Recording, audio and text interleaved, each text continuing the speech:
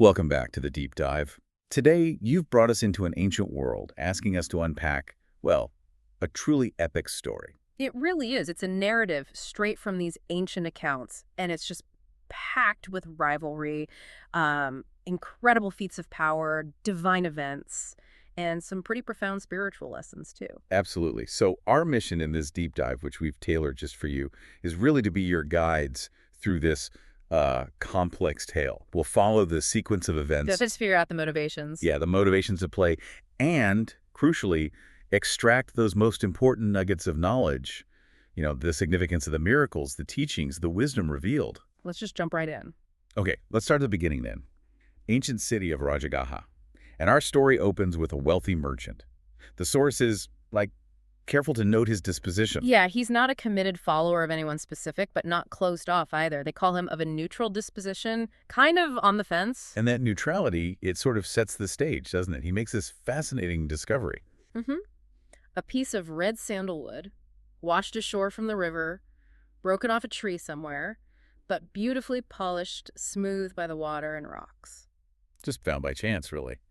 But he decides to turn it into, well, a catalyst for something bigger. Right. He has it carved into a bowl, but instead of keeping it, he sets up this public test. Tell us about the setup. Okay, so he hangs this bowl way up high, 60 cubits, which, wow, that's about 90 feet up, suspended from bamboo poles in a net. 90 feet. And the challenge. Simple, direct, and really designed to test these spiritual claims people were making. He says, if there is an arahant in the world, let him come through the air and take this bell. Wow.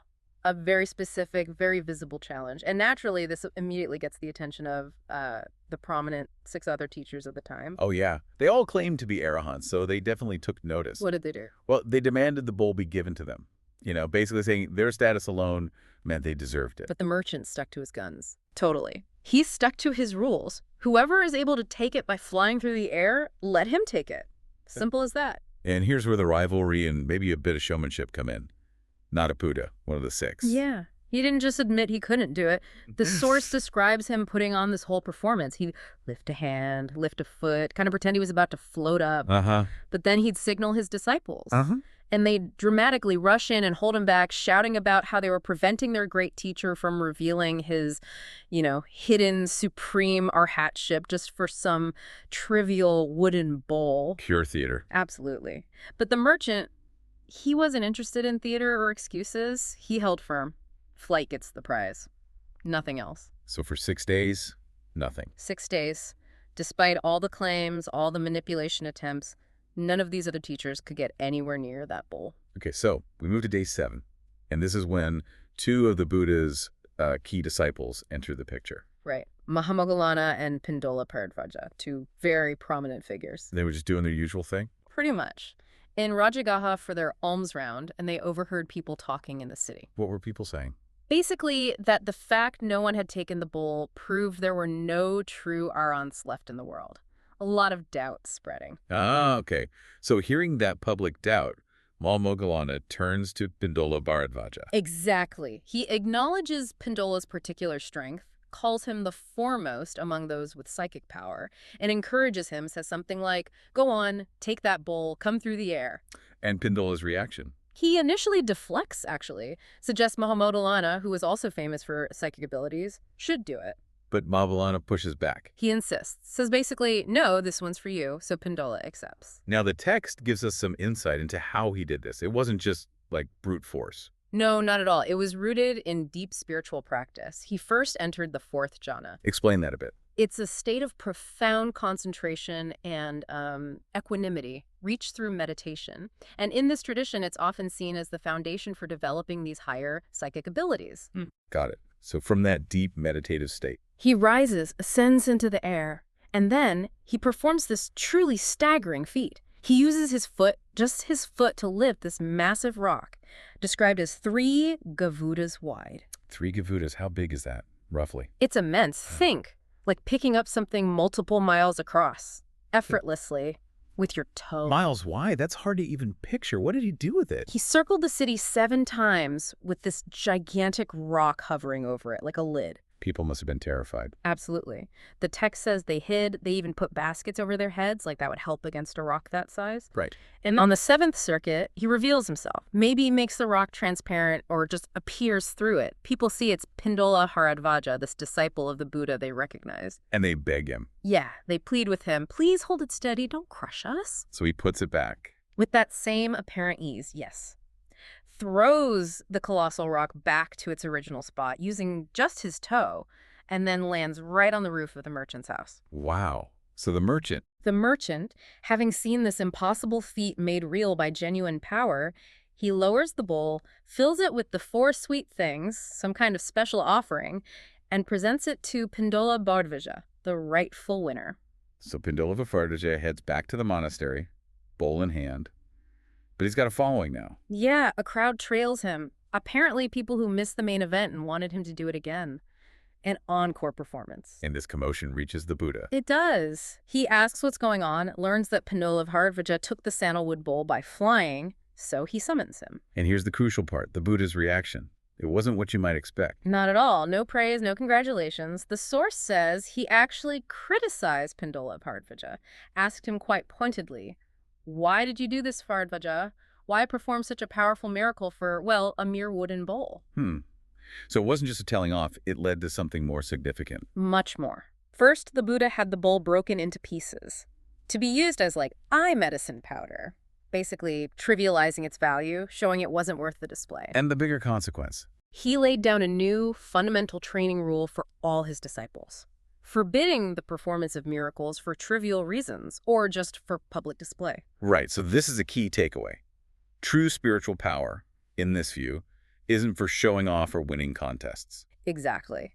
Its purpose is tied to liberation, to understanding, not spectacle. Using it just to grab a wooden bowl was seen as a misuse, a distraction from the real path. And the rule aimed to refocus everyone on that internal transformation, not external displays. Now, you'd think laying down a rule against miracles might quiet things down. But for the other teachers... Oh, no. For them, this was like throwing gasoline on the fire. Really? How so? Well, they heard about the Buddha's new rule, and their thinking was strategic. They knew the Buddha's disciples were incredibly strict about following the rules, would risk their lives rather than break them. Right. And they probably assumed the Buddha himself would have to abide by the rules he set for his own community. So they saw an opening. A perfect opportunity, they thought. A chance to diminish the Buddha's standing and maybe elevate themselves. Their reasoning was like, okay, he's tied his own hands and his disciples' hands. Now we can show our power without competition. So they make a move. They go very public, out into the streets of Rajagaha, announcing their intentions loud and clear. What did they announce? They claimed they had previously chosen not to display their power for something as insignificant as a wooden bowl subtly digging at Pindolahāravajja, maybe. But now, they declared, they were ready, they would perform a miracle with the Buddha himself, a direct public challenge on a much, much grander scale than the bowl incident. Okay, so news of this direct challenge gets to King Bimbisara, and he goes straight to the Buddha. Yes, he does. Needs to understand what's going on. And he asks him. First, he confirms the rule. Is it true? You laid down a training rule forbidding your disciples from performing miracles? The Buddha says, yes, that's true. Then the obvious follow-up. Exactly. The king asks, basically, okay, so now these other teachers are challenging you. What are you going to do? And here's that potentially confusing bit, right? Especially after just hearing about the rule against miracles. Right. The Buddha's response is surprising. He just says, when they perform one, I will perform one. Which makes the king puzzled. Naturally. He points out the rule the Buddha himself just established. How can you do that if you've forbidden your disciples? So the Buddha needs to clarify this apparent contradiction. Yes. And he uses an analogy the king would immediately get.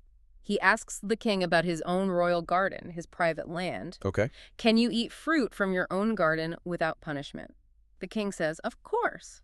But, the Buddha asks, if anyone else takes fruit from your garden, they'd be punished according to your law, right? The king agrees. So the analogy is? The Buddha explains it's similar. Just as the king has authority within his own realm that allows him actions forbidden to others, the Buddha's authority, his sphere of influence, extends across countless world systems. The rule against performing miracles was set for the training and benefit of his disciples to guide their development. Ah, so it doesn't apply to the Buddha himself in the same way. Exactly. He possesses this supreme, unconditioned power and acts from a totally different context. He affirms he will perform the miracle. The rule was for the students, not the teacher, in this ultimate sense. So the challenge is accepted. Yeah. And the Buddha then sets the time and place for what becomes known as the Great Miracle. Yes. The date is set 4 months later, on the full moon day of Asala, and the location is near the city of Savatthi. And the sources give specific reasons for choosing Savatthi. They do. 2 main ones. First, it was apparently the traditional spot. All past Buddhas performed their great miracle there. So there's this sense of continuity, destiny. Following tradition. Right. And second, picking a place a bit distant from where they were currently in Rajagaha was practical. It was meant to encourage a huge gathering, get as many people there as possible to witness it, maximizing the impact. Okay, but the other teachers, they hear the location is near Savatthi, and specifically linked to this famous mango tree called Gandamba. They're not just going to sit back, are they? No way. They try a preemptive strike directly against the location itself. What do? They tell their followers, go out! Find every single mango seedling you can within a league of Savatthi, even tiny little sprouts just coming up. Uproot them all and throw them away in the forest. Wow. They're trying to prevent the miracle by destroying the potential site of the miracle, the mango grove. Desperately trying, yeah. Trying to make it impossible for it to happen there. Okay, fast forward 4 months to the full moon day. The Buddha arrives in Savatthi, and despite the opponent's best efforts, hate, or maybe some divine intervention, steps in. We meet Ganda, the royal gardener. And he finds an unusually large, perfectly ripe mango. The text is a bit poetic, says it was on a tree stump, almost like it was placed there, maybe in a bird's nest or something. Now Ganda has a choice. Right. Give this amazing fruit to the king, get some temporary favor, or give it to the Buddha, hoping for, endless spiritual benefit. He chooses the Buddha. Smart choice, probably. So the Buddha receives the mango, has juice made from it, drinks it, and then tells Ganda, plant the seed, right here, right now. And then an instant miracle. As soon as the Buddha washes his hands over the spot where the seed was just planted, boom, a full-grown mango tree sprouts immediately. Huge, 50 cubits, over 70 feet tall, with 5 massive branches spreading out. And it bears fruit instantly. Instantly, both flowers and ripe mangoes. The monks following behind could just pick them and eat right away. Incredible. And this tree, named Gandamba, after the gardener Ganda. And the king, hearing about this miraculous tree appearing out of nowhere, orders it guarded. And the irony for the other teachers. Oh, it's thick. The source notes that tricksters were literally eating the fruit from this very Gandamba tree and using the discarded mango seeds to mock and hit the followers of the other teachers, pointing out, look, this is the tree you tried to destroy. This is where the Buddha's going to do his thing. Their efforts were completely useless. So the stage is now set at the intended spot, despite everything, and then divine forces step in, but this time specifically against the opponents. Yes, Sokka, the king of the gods, seems to decide things need a little push. He gets involved directly. How so? First, he commands a wind deity tasked. Blow away the pavilion the other teachers had built with their donation money. Just scatter it all into a rubbish heap. Ouch, their whole stage just gone. Completely dismantled. But Sokka wasn't finished. Next, he commanded the sun deity to crank up the heat, make them really sweat. Getting uncomfortable. Then he brings the wind deity back again, this time to whip up thick swirls of dust, which of course sticks to the sweating teachers. Oh dear, making them look like... The text says like copper anthills, just covered in grime. And there's more. One final touch. He commands a rain deity, but not a nice cleansing shower. Big, heavy raindrops, splatting onto their dusty, sweaty bodies. Creating what kind of look? Like spotted cows, the text says, just utterly bedraggled and ridiculous. And so the combined effect of wind, sun, dust, and rain. Total humiliation, utter disgrace. The other teachers, defeated without the Buddha even having to do anything yet, just flee the scene in complete disarray.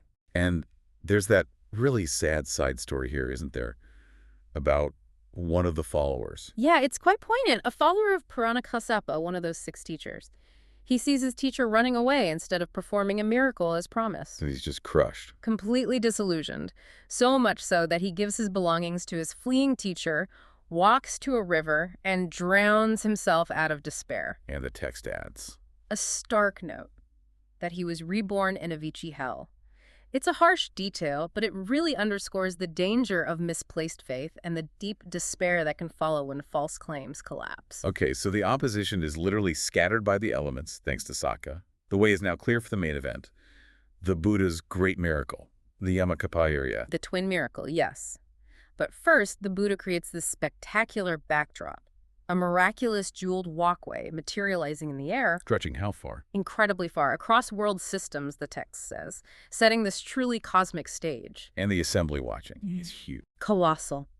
Described as 36 yojanas wide, which is just a way of saying an unimaginably vast number of beings, human and divine, gathered there. And it's at this point that some of his top disciples step forward. Right. Mahamoggallana, Appalavanna the nun, Sariputta, others too.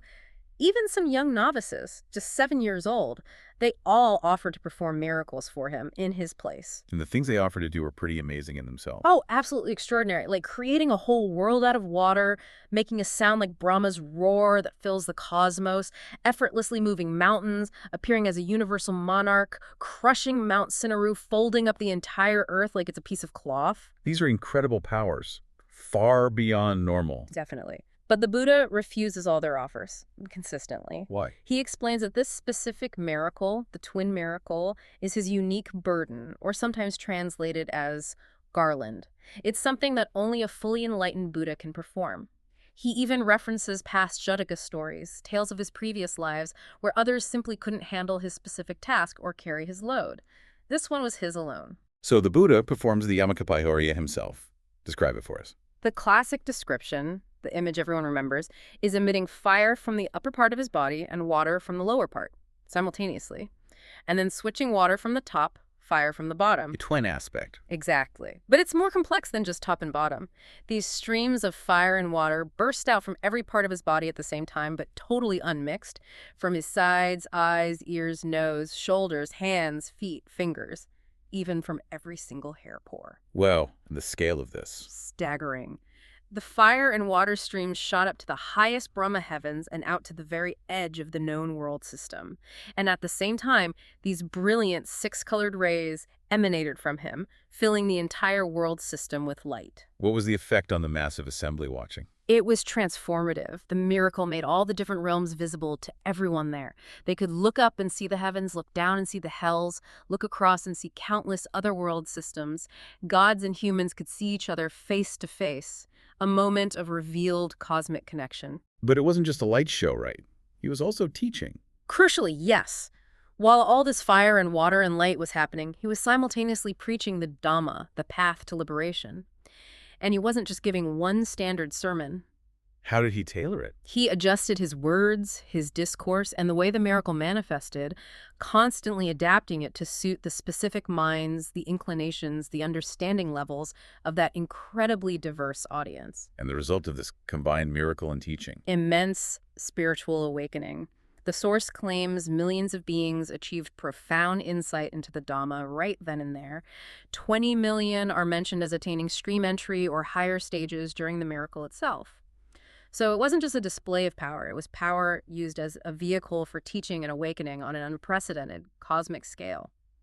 Okay, so after that incredible display, the great miracle, the Buddha, undertakes another traditional act, something expected of awakened ones. Yes. He decides to spend the upcoming rainy season retreat, the Vasa, in Tabatimsa heaven. And the main reason for this celestial retreat?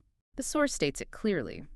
Primarily to teach the Abhidhamma, the higher, more systematic philosophical teachings of Buddhism, to his mother, Queen Mahamaya, who had passed away shortly after his birth and was reborn in the Tusita heaven. So it's about fulfilling a deep personal connection even across different realms of existence. Yeah. Paying back that maternal debt, in a sense. Exactly. It highlights that sense of gratitude, and his ascent to Tabatimsa is described with equally grand imagery. How so?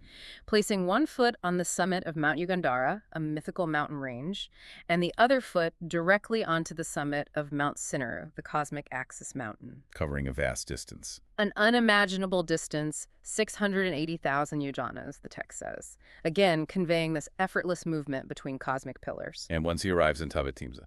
There's a little detail involving Sokka, the king of the gods. Sokka anticipates the Buddha sitting on the Pandu Kumbala stone, this famous celestial throne.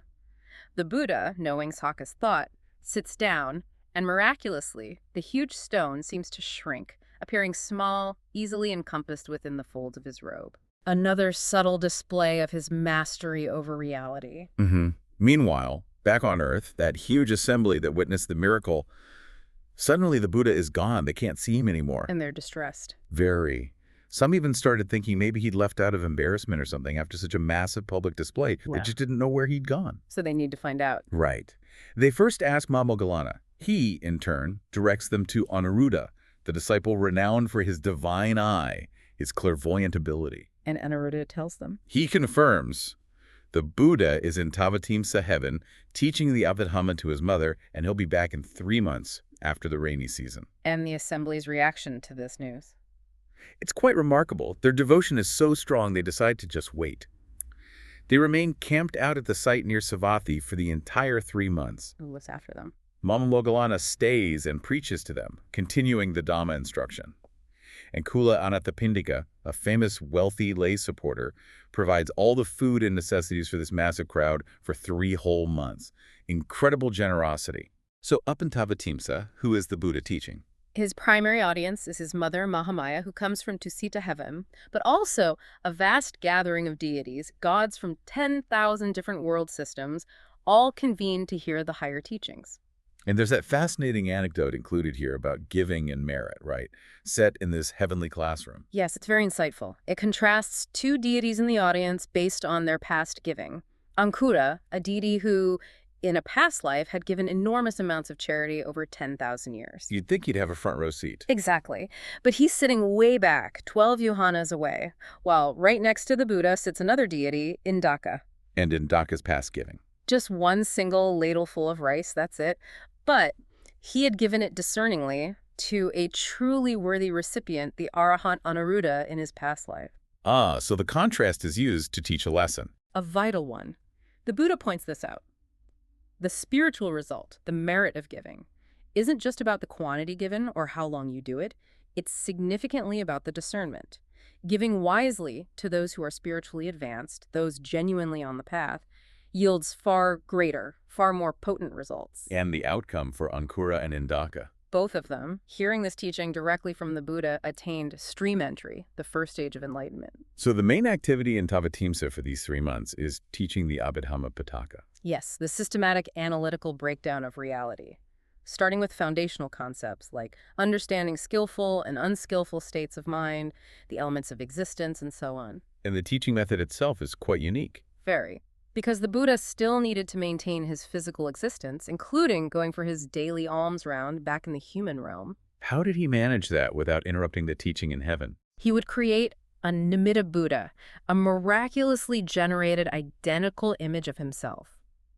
This Nimitta Buddha would continue the Abhidhamma discourse flawlessly in Tavatimsa.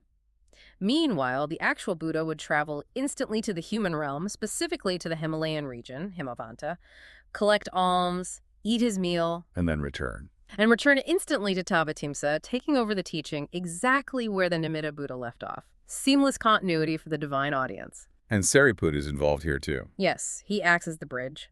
During the time the Buddha was back in the human realm for his meal, Sariputta would visit him.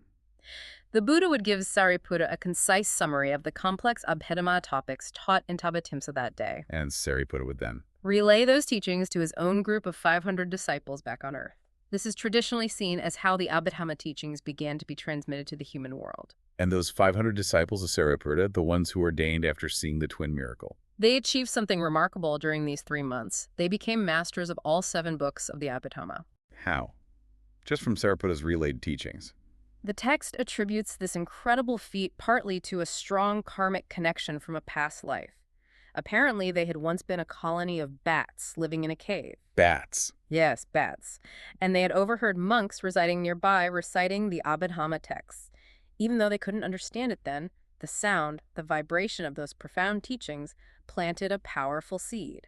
So in this life, when they encountered the Abhidhamma again, that past connection allowed them to grasp it incredibly quickly. Fascinating. It really speaks to the long-term impact of just encountering the Dhamma, even passively. Absolutely. And the overall outcome of the Buddha's 3-month retreat in Tavatimsa. Immense spiritual progress for the divine audience.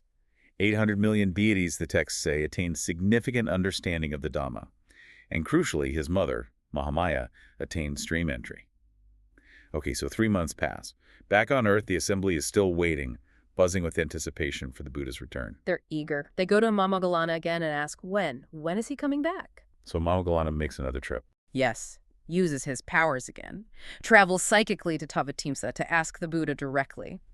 The description is vivid, entering the earth, rising up through the core of Mount Sinnaru, appearing like a thread of light ascending. And the Buddha gives him the details. He announces he'll descend in 7 days' time. On the Great Pavarana Day, which marks the end of the rainy season retreat, and the location, the gate of Sankasa city, which was about 30 yojanas, maybe a couple hundred miles from Savatthi, he tells Momogalana to instruct the assembly waiting near Savatthi to travel to Sankasa. So everyone heads to Sankasa, and to facilitate this grand return from heaven. Saka, king of the gods, steps in again.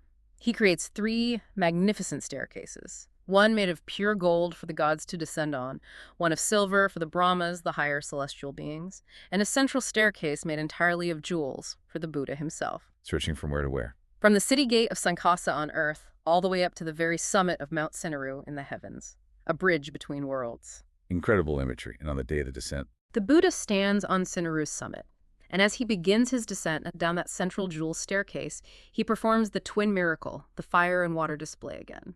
why perform it again here? It serves a similar purpose as before, but perhaps even more profoundly during the descent. It opens up all the realms. The vast assembly gathered at Sankasa could look up and see the gods descending on the gold stairs, the Brahmas on the silver, and the Buddha radiant on the jewel stairs. But they could also see across countless other world systems, sideways, downwards. Gods and humans seeing each other clearly, face to face, a universal revelation. And the procession itself must have been spectacular. Breathtaking, according to the descriptions. The Buddha on the jewel staircase, flanked by the gods and Brahmas, accompanied by divine musicians like Panyasika playing his lute, attendants like Matalasangahaka, Mahabrahma himself holding a ceremonial parasol over the Buddha, another deity, Suyamo, fanning him, just this incredible celestial entourage. And the impact on the people watching this from Sankasa. Profound. The source says that seeing this unbelievably glorious, radiant descent, every single person in that vast assembly, 36 yojanas wide, again emphasizing the scale, was filled with this deep, powerful aspiration, the yearning to become a Buddha themselves one day. So the Buddha lands, touches down at the gate of Sankasa, completing this extraordinary cosmic journey back to the human realm. And Sariputta, his chief disciple, famed for wisdom, is the first to greet him. What does Sariputta say? He expresses his immense joy, his awe. He says something like, "Venerable sir, I have never seen or even heard of anything so magnificent. This sight, it fills everyone here with that deep longing to be like you, to attain Buddhahood." And the Buddha's response? He affirms Sariputta's observation, says, yes, beings with such qualities, fully awakened ones, are indeed beloved by both gods and humans. And he speaks a verse, it's actually Dhammapada, verse 149, about how those devoted to meditation who find joy in renunciation and peace, while even the gods long for or desire such beings. And the spiritual impact of this arrival, this exchange. Huge. Another wave of understanding ripples through the crowd. 300 million beings, the text states, attained insight into the Dhamma right then. And specifically, 500 of Sariputta's own monk disciples attained full arhatship, complete liberation. It's also noted that this whole sequence, the twin miracle, the rain's retreat in heaven, the descent at Sankasa, is considered a standard act for all Buddhas, right? Yes, a recurring pattern in the life stories of fully enlightened ones in this tradition. And the exact spot where the Buddha's foot first touched the earth at Sankasa is regarded as a particularly sacred, unshakable, immovable place, a major pilgrimage site. Okay, so the final part of this narrative focuses less on miracles and more on, well, wisdom. Exactly. A demonstration of the different levels of understanding present in that vast assembly. The Buddha starts questioning people in the crowd, tailoring his questions to their level of spiritual attainment. And this reveals a kind of hierarchy of wisdom. Very clearly. Ordinary folks, worldlings, they could only really answer questions about everyday, mundane matters. Those who had achieved stream entry, the first stage, could answer questions related to their level of insight, but couldn't grasp the questions aimed at higher stages. And this continues up the levels. Yes. Even Mahamogalana, foremost in psychic power, could answer questions within his domain. But when it came to the deep analytical wisdom that was Sariputta's strength, Mahamogalana was stumped. And even Sariputta, the wisest disciple. Even he couldn't fully grasp or answer questions that touched upon the supreme, all-encompassing wisdom exclusive to a fully enlightened Buddha. There was still a vast difference. So the text describes a moment where the Buddha is about to ask a question that really only he can answer. Right. And deities from all directions affirm this, saying only the Blessed One can answer this, acknowledging the limits of even the highest disciples compared to the Buddha. But then there's that really interesting interaction with Sariputta. Yes, it's quite subtle. The Buddha knows Sariputta has the capacity to understand the answer to a very profound question, but he needs a nudge, a hint about how to approach it, which specific analytical framework, like analyzing it through the lens of the 5 aggregates, perhaps he should use. So the Buddha gives him just a small prompt. A simple phrase, something like, Sariputta, comprehend this matter in this way. Just a little guidance. And the effect on Sariputta?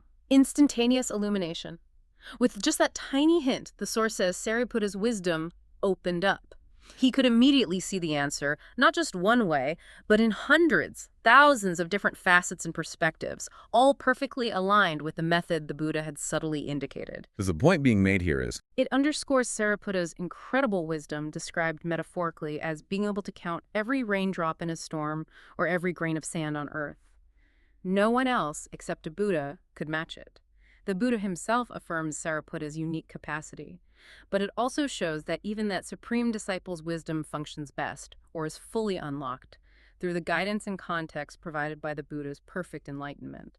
There are levels, but the Buddha's is ultimate. And the whole account wraps up with the Buddha telling one last story. Yes, a final Jataka tale.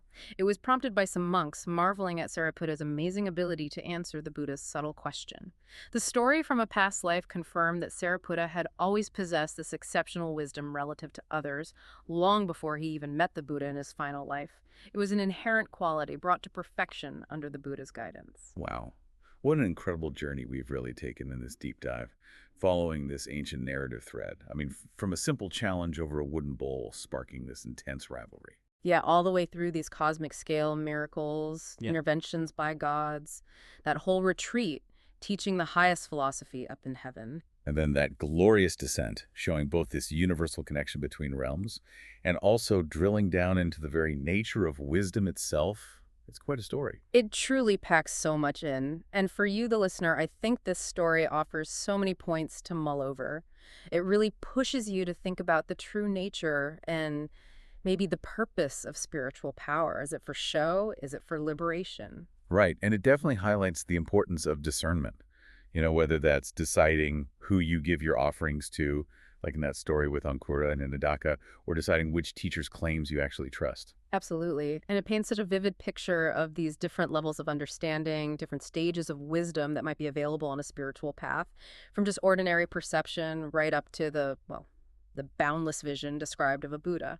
So ultimately, this ancient account full of rivalry, power, and profound insight, it leaves us and you with a lot to consider, doesn't it? It really does. What does this incredible story, these miracles, these challenges, this hierarchy of wisdom, what does it reveal to you about the nature of belief itself, about what constitutes proof, and about the path toward enlightenment? What specific part of this whole epic journey stands out most in your mind right now? Something to think about. Thank you for joining us for this deep dive.